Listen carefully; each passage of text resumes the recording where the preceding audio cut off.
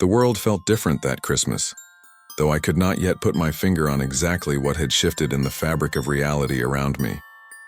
I was 9 years old, standing at that peculiar threshold between childhood wonder and the creeping awareness that comes with growing up, that uncomfortable knowledge that things are not always as they seem. My little brother Leo was 6, still young enough to believe in everything with his whole heart, still innocent enough to see magic where I was beginning to see only decorations and routine. Our house smelled of cinnamon and pine, that intoxicating blend that only exists in December, a scent that carries within it the weight of 1,000 memories and the promise of something transcendent just beyond reach. Mom was baking gingerbread cookies in the kitchen, the sweet aroma seeping through the crack under the door and wrapping itself around the entire living room like an invisible blanket of warmth and comfort. Outside, snow fell in fine, constant flakes, covering the world with a white silence that felt almost sacred, as if nature itself was holding its breath in anticipation of something extraordinary about to unfold. Dad had put a cassette tape of 80s Christmas music into the old stereo system, and Jingle Bell Rock played softly, almost like a whisper from another time, another world where things were simpler and hearts were lighter. The Christmas tree stood enormous in the corner of the living room, decorated with colorful ornaments, large yellowed twinkling lights that gave off a warm glow, unlike the harsh brightness of modern decorations. And at the very top, the star. That star was made of glass and had belonged to my great-grandmother, fragile and delicate with a bit of silver paint peeling away from its edges. But to me it was the most precious jewel in the entire world, a connection to generations past and to something deeper than I could fully understand. Leo and I were on the floor playing with an old jigsaw puzzle that came in a cardboard box yellowed by the passing of generations, its pieces worn smooth by countless hands that had touched them before ours. But I was bored, restless in a way that went beyond simple lack of entertainment. Something weighed on my heart, a heaviness I could not name or explain. I felt a lack, an absence of something I could not identify. It was as if Christmas held a key that the adults had lost somewhere along the way, misplaced in the rush and worry of everyday life.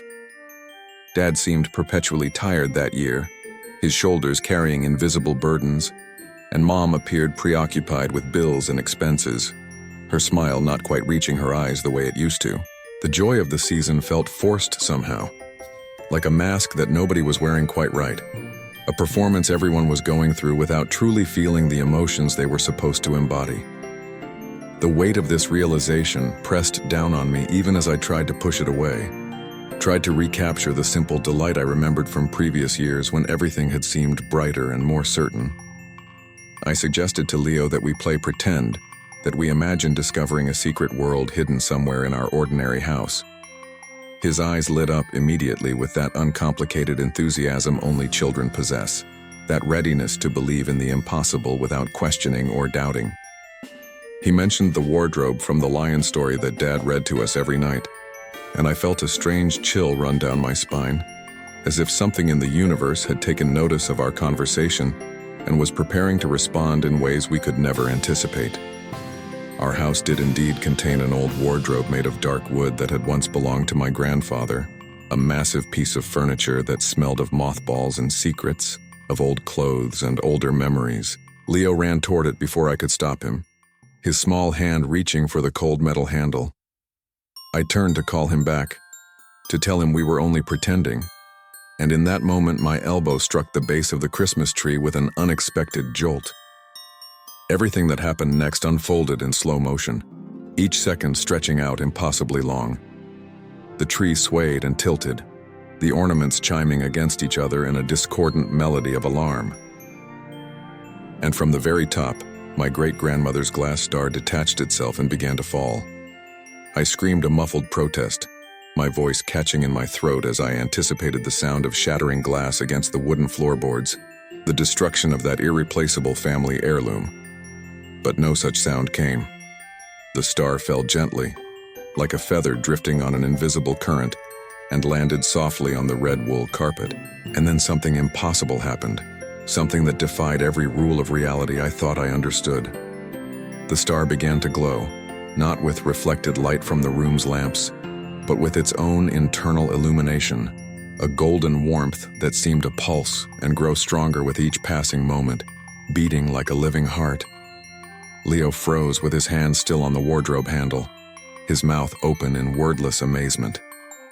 The light from the star spread across the floor in shimmering waves, climbed the walls like liquid gold, and the air itself began to crackle and hum with energy, smelling of ozone and something ancient and indefinable, like stardust and old paper, and the space between stars.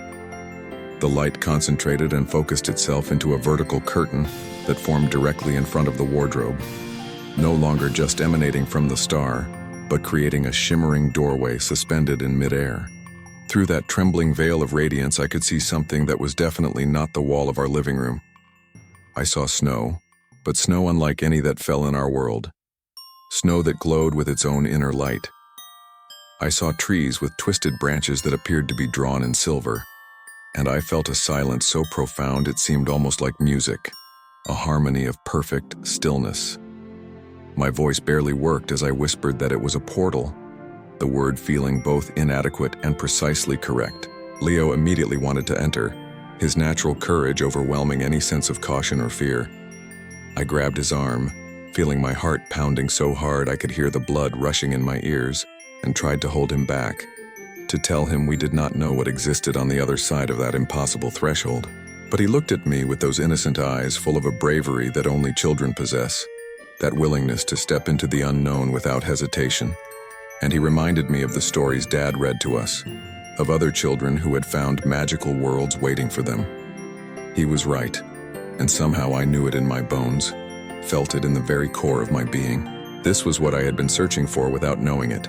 The missing key, the hidden magic, the answer to the question I had not known how to ask. I took a deep breath, noticing how the air in our familiar living room now felt thick and charged with electricity, heavy with possibility. I agreed that we would go through together, but only if we held hands and promised not to separate no matter what we found on the other side. He squeezed my hand tightly, his small warm fingers gripping mine with complete trust, and together we stepped forward into the light. The sensation was like plunging into water that was simultaneously freezing cold and burning hot, a shock to every nerve in my body. A shiver ran through me, but it was not the chill of winter air. Rather, it was a vibration, an energy that seemed to reorganize my very molecules. For a single second I was blind, surrounded by a pure whiteness more complete than any I had ever experienced, and then my eyes adjusted to what lay before us. Tears came unbidden to my eyes, hot and unexpected, streaming down my face and freezing on my cheeks before they could fall. I did not understand why I was crying, could not explain the overwhelming emotion that gripped my chest and made it hard to breathe. We stood in a forest, but it was unlike any forest that existed in the world we had left behind. The snow beneath our feet was not cold but soft and warm, welcoming rather than hostile. The trees were not merely wood and bark, but seemed somehow alive in a way that went beyond normal plant life, with a gentle light emanating from within their very substance, glowing from the inside out. The sky held neither sun nor moon, but rather a shimmering aurora of gold and silver that bathed everything in a serene luminescence, a light that felt alive and aware and full of benevolent intention. And the silence that had seemed so profound when glimpsed through the portal now revealed itself as something else entirely, not the absence of sound, but rather a perfect harmony, the sound of absolute peace, a music too subtle and too vast for ordinary ears to fully comprehend. And then we saw him, though even now I struggle to find words adequate to describe what stood before us. It was not a lion, as in the stories, yet somehow it was the lion in spirit, if not in form, the same archetype given different flesh. In the center of a clearing stood a stag, a deer of such magnificence that calling it merely an animal seemed almost insulting. He was larger than any horse I had ever seen, his coat white as the glowing snow beneath our feet, and shining as if woven from threads of pure light.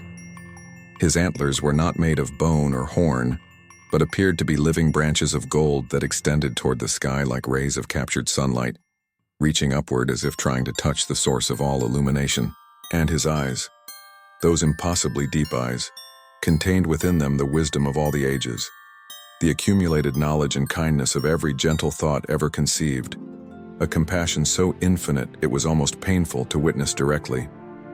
He spoke no words aloud, yet I heard his voice clearly in my mind, a communication that bypassed ordinary language and spoke directly to some deeper part of my consciousness.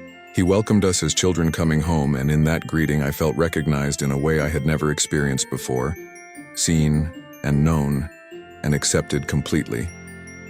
Leo released my hand and walked toward the magnificent creature without any trace of fear, moving with the confidence of a child who has not yet learned to doubt or question or be afraid of beauty. I remained frozen in place, trembling with emotions I could not name, overwhelmed by the sheer presence of what stood before us. The voice came again inside my mind, gentle and reassuring, telling me not to be afraid, explaining that this was the place that Christmas had forgotten, the time before sorrow entered the world, before anger and deception and all the thousand small cruelties that humans inflict upon each other and themselves. The stag lowered his great head, and Leo, with the natural ease of someone greeting an old friend, pressed his forehead against the creature's soft muzzle. A wave of warmth and love radiated outward from them, visible almost as a shimmer in the air, and I felt suddenly isolated and alone, excluded from that perfect communion of innocence meeting purity. But the voice spoke to me again, assuring me that I too was part of this, that I merely needed to remember what I had forgotten, to reconnect with a knowledge I had once possessed but had allowed the world to bury beneath layers of disappointment and growing cynicism. And with those words, memory flooded through me, though they were not my own memories in any conventional sense. I remembered a time before my birth, before my parents' births, before the world had taken on its current complicated shape. I remembered when Christmas was not about the exchange of material goods, but about the gift of presence, of truly being with another person without distraction or agenda. I remembered when it was not about elaborate meals and expensive ingredients, but about the simple, profound act of breaking bread together, of sharing whatever little one had with an open heart. I remembered when it was not about obligation and stress and meeting expectations, but about pure joy, uncomplicated delight in existence itself and in connection with others. These were not memories in the usual sense, but rather feelings that flowed through me like a river of warm light, showing me scenes and sensations from times and places I had never physically inhabited, yet somehow recognized as true and real. I saw people gathered around fires not because they lacked electric lights, but because they genuinely desired each other's company, because the warmth they sought was as much spiritual as physical. I saw children laughing not because they possessed wonderful toys, but because they experienced the simple happiness of being together, of sharing games invented from imagination and whatever materials lay at hand. I felt a sense of unity and belonging so powerful and all-encompassing it was almost painful in its intensity. A connection that linked each person to every other person and to the world around them, and to something even greater that held all of it in loving awareness. The voice of the stag spoke again in my consciousness, explaining gently that wrongdoing and suffering in my world were like dust that accumulates on a mirror, obscuring the reflection. Humans spent their lives trying to clean that dust away by rubbing it with more dust, never understanding that the problem lay not in the mirror itself but in their method of approaching it. Here in this place, the voice continued, the mirror had never become dirty. Reality remained clear and unclouded, showing things as they truly were beneath all the layers of complication and confusion. The stag turned and began to walk, and we understood without words that we were meant to follow. He led us along a path that did not exactly exist in any physical sense, or perhaps it existed only in the moment we walked upon it, forming beneath our feet and dissolving behind us. We traveled through that luminous forest until we came to another small clearing, and what I saw there took what remained of my breath away. There was no decorated Christmas tree heavy with ornaments and tinsel and blinking lights. Instead, there stood only a simple young pine tree, perhaps recently sprouted, that glowed with an internal radiance as if a single perfect candle burned at its very heart, illuminating it from within. And beneath that tree there were no wrapped presents, no piles of boxes and bags and carefully folded paper. There were only children, many children, sitting in a circle on the warm snow. They did not speak aloud, but communicated through smiles and meaningful glances, through a communion that required no words because they understood each other at a level deeper than language could reach. And in the face of each child, I saw the same profound peace that I now recognized in Leo's expression, a tranquility and contentment that seemed to radiate from their very souls. This was Christmas before wrong entered the world, and pain became part of the human experience. The celebration as it had existed in some primordial time, or perhaps in some eternal dimension that existed alongside our ordinary reality, but separate from it. We sat down with the other children, taking our places in the circle as if we had always belonged there and had merely been away for a time. I cannot say how long we remained in that place because time itself seemed not to exist there in any meaningful way, or perhaps all time existed simultaneously. Past and present and future collapsed into an eternal now that needed no measurement or division. I closed my eyes and felt the light from the simple glowing tree wrap around me like a physical embrace. Felt the love emanating from the majestic stag protecting and sheltering me. Felt the peace of this impossible place, seeping into every crack and crevice of loneliness and disappointment I had been carrying, without fully realizing their weight. And for the first time in that entire Christmas season, possibly for the first time in my entire life that I could remember, I felt completely whole and at peace with myself and the world and everything in it. But even perfect moments in places outside of time must eventually end, or so it seemed. I felt a pulling sensation, a gentle but insistent tug, like a fishing line drawing me back toward the surface of ordinary reality. I heard a voice calling my name from very far away, muffled and distorted by distance and the barrier between worlds. The light around us began to flicker and pulse, becoming unstable. The stag approached me once more and touched my face with his impossibly soft muzzle, and the warmth of that contact seemed to sink through my skin and settle around my heart like a seed being planted. The voice in my mind spoke one final time, telling us it was time to return to our world, but instructing us to take the light with us, to carry it back across the threshold. This was not a treasure to be hoarded and kept secret, the voice explained, but rather a flame meant to be shared, a fire that would grow brighter the more it was given away rather than dimming as ordinary flames do when divided. The shimmering curtain of light began to form again in the air before us, the portal reopening to allow our passage home. Leo took my hand once more, and I heard sadness in his voice for the first time since we had stepped through into this magical realm, as he expressed his reluctance to leave.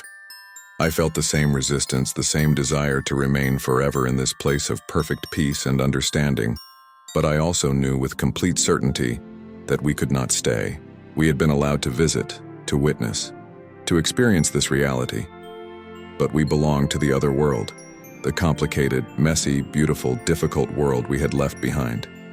We had a mission now, a purpose, though I could not yet fully articulate what that purpose might be. I took one last long look at the magnificent stag, trying to memorize every detail of his appearance, the precise way the light played across his white coat, the exact branching pattern of his golden antlers, the infinite depth of compassion in his ancient knowing eyes.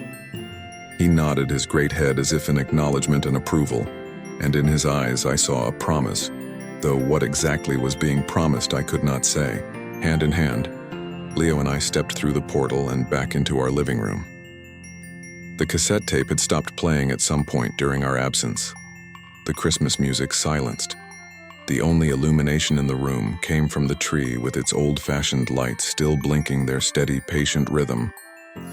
The glass star sat perfectly positioned at the very top of the tree, as if it had never fallen, as if nothing unusual had occurred at all. The air smelled once again of cinnamon and gingerbread cookies, those familiar comforting scents of home and normalcy. Everything appeared exactly as we had left it, completely ordinary and unremarkable. And yet everything was different in ways both subtle and profound, changes I could feel even if I could not see them or point to specific evidence of their existence. I could hear Dad and Mom in the kitchen, but the quality of their voices had changed. They were no longer speaking in the tense, worried tones I had grown accustomed to hearing, but rather laughing softly together, sharing some private joke or moment of genuine connection. The heavy weight that had been pressing down on my heart since the beginning of the Christmas season, that vague sense of disappointment and loss I had not known how to name, had completely vanished. I felt light and unburdened, as if someone had removed a heavy backpack I had been carrying for so long, I had forgotten what it felt like to stand up straight.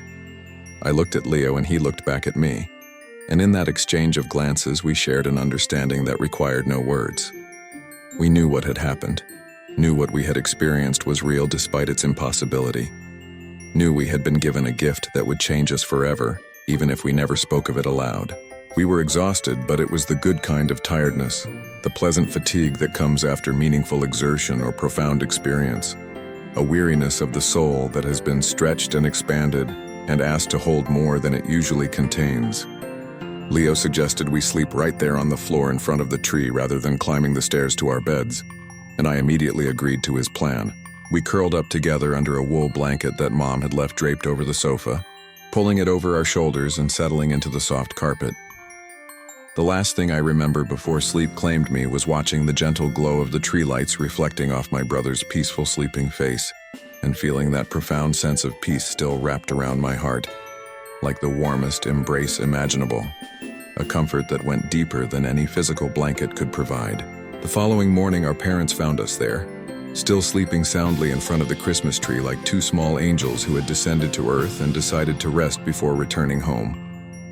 They never knew where we had gone during those hours that might have been minutes or might have been days, time having lost all normal meaning in that place between worlds. They never learned about the portal or the luminous forest or the magnificent stag with golden antlers who spoke without words directly to our hearts. But they felt the change that had occurred even without understanding its source. There was a lightness in the house that morning, a joy that had been absent for weeks or perhaps months. Dad smiled more easily, and Mom seemed less burdened by her constant worries about money and obligations.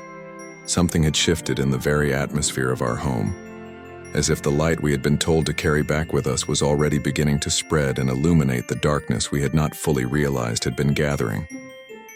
That Christmas turned out to be the last one we would spend in that particular house, as financial difficulties soon forced our family to move to a smaller place in a different neighborhood, beginning a new chapter of our lives with all its attendant challenges and adjustments.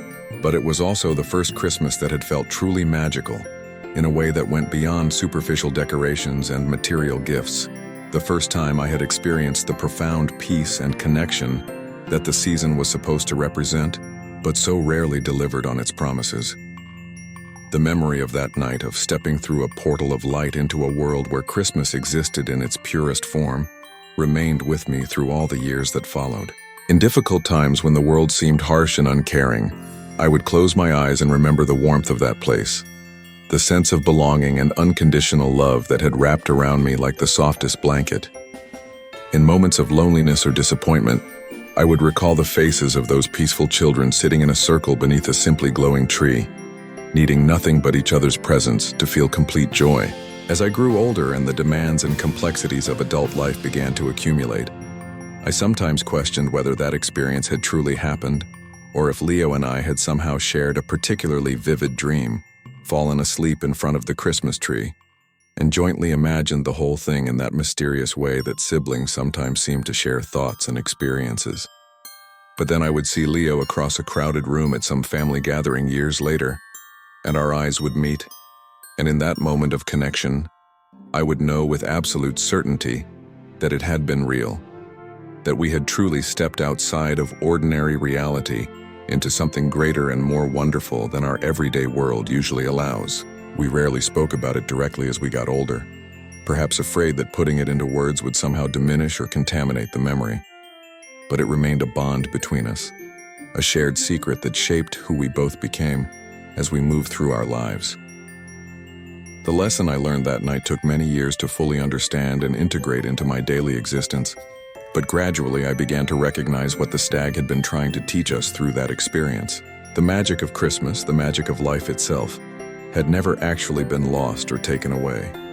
It was not something that had existed in some distant past golden age and then disappeared as the world became more complicated and corrupted. Instead, it had simply become obscured, buried under layers of distraction and materialism and stress, hidden beneath the dust that accumulates when people forget to look beneath the surface of things. The portal had not transported us to some far distant realm, but rather had shown us a truth that existed all around us all the time, a dimension of reality that remained present and accessible, if only we knew how to perceive it. If only we could clear away the obscuring dust and see with eyes unclouded by cynicism and disappointment. The true meaning of that night, the real gift we had been given, was not the experience itself, but rather the understanding that such experiences were possible, that magic and wonder and profound connection were not fairy tales for children to outgrow, but rather the deepest truth of existence that adults had trained themselves to forget. The glowing forest and the magnificent stag were real, but they were also symbolic, representations of a state of consciousness that human beings could access when they let go of their fears and expectations and opened themselves to the possibility of transcendence. The portal did not need to be a literal doorway made of light appearing in our living room, though on that particular night it had taken that form. The portal could be anything that allowed us to step outside our ordinary limited perspective and glimpse the larger reality that contained and sustained us, whether that was a moment of genuine connection with another person, or an experience of natural beauty so overwhelming it shattered our usual mental categories, or an act of selfless giving that temporarily dissolved the boundaries between self and other. Over the years, I tried in various small ways to share that light we had been instructed to carry back with us, though I often felt inadequate to the task and uncertain whether I was doing it correctly. I tried to be more present with the people in my life, to really listen when others spoke rather than merely waiting for my turn to talk. I tried to approach the Christmas season with less focus on material things and more attention to creating genuine moments of connection and joy. I tried to remember during difficult times that the peace I had felt in that luminous clearing still existed somewhere, that the world of struggle and pain was not the only reality, but rather one layer of a much more complex and ultimately benevolent existence. I did not always succeed in these efforts and often fell back into old patterns of distraction and worry, but the memory of that night remained like a compass pointing toward true north, a reference point I could return to when I lost my way. Leo carried his own version of that light forward into his life, expressing it in different ways that reflected his unique personality and path. He seemed to retain more of the childlike openness and trust we had both possessed that night, less scarred by cynicism and harder to disappoint. He had a gift for making people feel seen and valued, for creating moments of genuine warmth even in casual interactions with strangers. We never discussed whether he thought about that Christmas night as often as I did, whether the memory had shaped his life as profoundly as it had shaped mine, but I suspected it had. The bond between us remained strong through all the years and changes and geographic distances that might otherwise have created separation, and I believed that night was the foundation of that enduring connection, the experience that had linked us at a level deeper than ordinary sibling relationships typically reached. As Christmas seasons came and went through the decades of my life, I watched the world change in ways both encouraging and disheartening. Technology advanced and connected people across vast distances, but sometimes seemed to create new forms of isolation, even as it bridged physical gaps. Material prosperity increased for many, but brought with it new anxieties and a relentless acceleration of pace that left little room for reflection or genuine rest. The celebration of Christmas became ever more commercialized and spectacular, with increasingly elaborate decorations and expensive gifts and carefully curated experiences. Yet somehow the actual joy seemed to drain away in proportion to the increase in expenditure and effort. People worked themselves to exhaustion trying to create the perfect holiday, missing the point entirely that perfection had never been about flawless execution of complex plans, but rather about simple presence and open-heartedness. I thought often about that other clearing, that circle of children sitting peacefully beneath a simple glowing tree with no presents and no elaborate decorations, needing nothing but each other and the light that shone from within the young pine. That image became my measure of what Christmas was supposed to be, the standard against which I evaluated my own celebrations and found them usually wanting. Not that I became some sort of militant minimalist who refused to participate in gift-giving or festive meals, but rather I tried to hold those external expressions lightly, to remember they were meant to be outward manifestations of internal realities rather than substitutes for those realities. A gift chosen with genuine thought about what would bring another person joy was a beautiful thing, a tangible expression of love and attention. A meal shared with beloved people was a profound form of communion, a breaking of bread together that echoed ancient rituals of connection and gratitude. Decorations that created beauty and brought delight to those who saw them were worthy contributions to the world's store of loveliness. The problem arose only when these external things became the point itself, rather than pointing towards something beyond themselves. When people lost sight of the why behind the what, and exhausted themselves in service of forms that had become emptied of meaning. I watched people drive themselves to the edge of breakdown trying to create magazine-perfect celebrations, saw families go into debt to purchase gifts they could not afford, observed the stress and obligation draining all pleasure from what was supposed to be a season of joy. And I wanted to shake them gently and tell them about a place I had once visited where Christmas existed in its purest essence, where the only decorations needed were the ones nature provided, and the only gift required was the gift of genuine presence and open-hearted connection. But I knew such words would sound preachy or simplistic, or like the kind of thing people nod along with politely before continuing exactly as they were before, because knowing something intellectually is very different from experiencing it at a level deep enough to actually change behavior. So instead, I tried simply to live differently myself, to model an alternative approach in however small and imperfect a way, hoping that my example might plant seeds, even if I never saw them germinate and grow. I tried to resist the pressure to overspend and overcommit, to protect quiet, simple moments even when the culture around me seemed to value only spectacular excess. I tried to remember that a child who feels genuinely seen and delighted in will treasure that experience far more than any expensive toy that loses its novelty within days. I tried to create spaces where people could relax and be themselves without performance or pretense, where the only requirement for belonging was showing up with an open heart. I did not always succeed and often fell short of my own aspirations, caught up despite my best intentions in the same cycles of stress and obligation I hoped to transcend. But the memory of that night remained, calling me back when I strayed too far from what I knew to be true and important. Now in my own middle age with children and perhaps someday grandchildren of my own, I find myself wondering if that portal might open again, if those who genuinely seek might somehow find their way into that luminous forest where peace reigns and love flows as freely as air. I do not know if that experience was a one-time gift granted to two children at a particular moment, or if it represents an ever-present possibility waiting for those who have eyes to see and hearts open enough to step through. I suspect the truth lies somewhere between those extremes, that the veil between ordinary reality and that deeper magical truth grows thin at certain times and places, and for certain people in particular states of openness and need. Perhaps that night the combination of our childhood innocence and our genuine longing for something more real than the disappointing Christmas we were experiencing created the conditions for that portal to appear. Perhaps our great-grandmother's star falling at just that moment was not accident but rather response, the universe answering a question we had not known how to ask aloud. What I know with certainty is that the magic was real, that Leo and I truly did step outside the boundaries of ordinary existence into something greater and more wonderful than our everyday world usually reveals. What I believe is that such experiences are available to all who genuinely seek them with open hearts, though they may take different forms for different people at different times. The portal might not appear as a shimmering curtain of light in front of an old wardrobe, but might instead manifest as a moment of profound connection with another human being, or an experience of transcendent beauty in nature, or a sudden overwhelming sense of peace and rightness that descends without warning or explanation, and transforms everything it touches.